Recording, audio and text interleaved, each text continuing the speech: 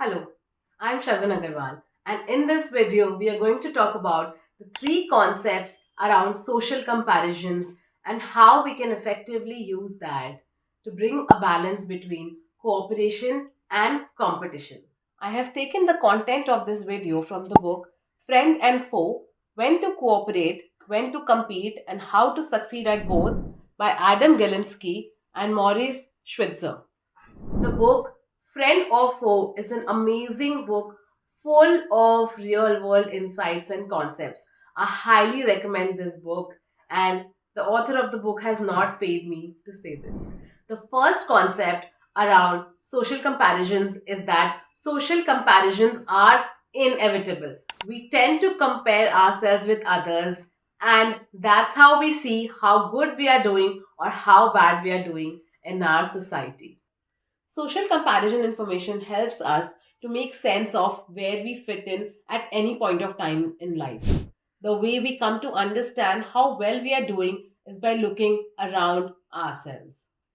This is the reason why 2 billion people check Facebook on a daily basis, just to see how they're doing well in life, not just to grasp more information, but to also compare themselves with others. People compare every small and big thing with others. Who married first, where is the vacation going on of all the friends, who is losing weight, who is gaining weight, who is ahead in their career, do I need to redo my kitchen, are my kids doing well, do I need to lose weight? We always have to understand where we stand relative to all of our friends and family. It is nearly impossible to check on these things in a vacuum. That is why we make use of our surrounding, our social network, to see how we are doing as compared to others. In true sense, others provide us a benchmark through which we weigh all the measures of our life, be it our home, our career, our friends and family, our physical appearance, and much more. If we have to make a decision of losing weight, we look at others. We see how the weight of others are in the people around us. And that proves us a benchmark from which we compare us to others. The second interesting concept around social comparison is that it works in two directions. One is up and one is down. And every point of time in our life, we are always looking up or looking at someone down to see how we are doing in our life. If we are looking up, we are feeling much more motivated to do good in life. But that also makes us feel bad at times. If we look down, if we look upon a person who is doing less in life, we feel happy at times, but that can also lead to complacency. Social comparisons are extremely powerful, and knowingly or unknowingly, it really alters our behavior, our attitude, and our habits, along with changing our way of living.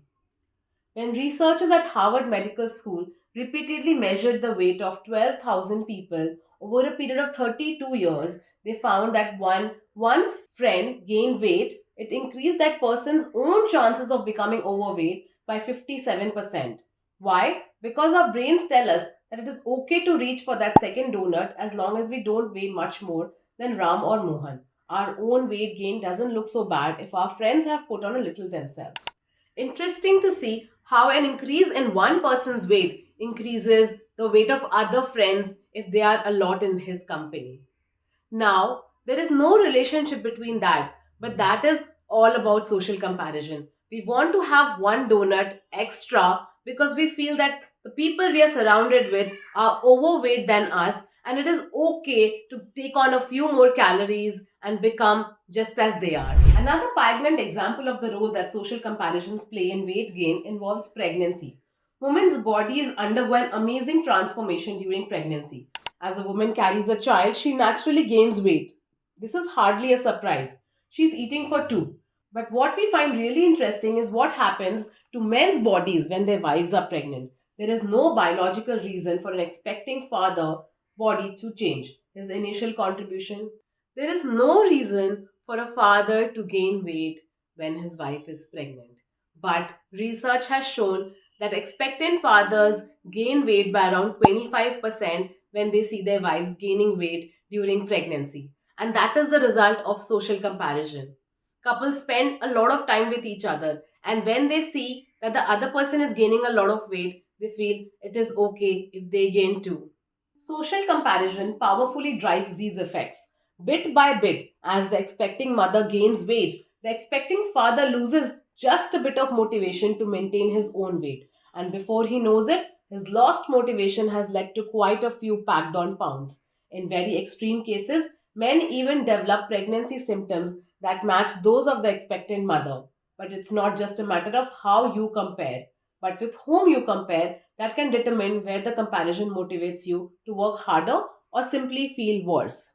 The third interesting key insight about social comparison is that people tend to take a lot of extreme measures to make sure that they are fitting appropriately in the comparison scale. For example, if there are two students, out of which one is always coming as the first and the second is always coming at the second, there's a lot of rivalry that happens between the two students, and because each one want to come at the top, they take a lot of extreme measures like cheating, extra, etc., so they can get to the top of the class.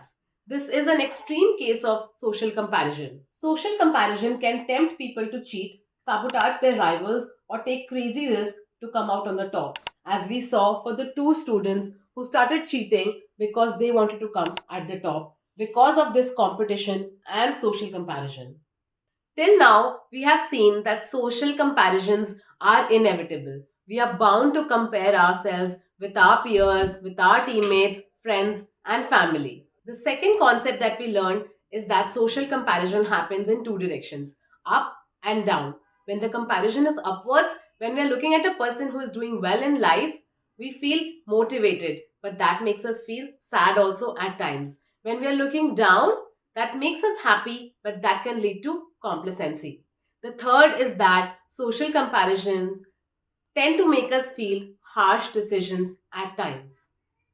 Social comparisons happen with each and everyone around, and with the advent of social media, that has only gone up. We are programmed to compare ourselves to others, our siblings, neighbors, friends, office mates, and high school buddies.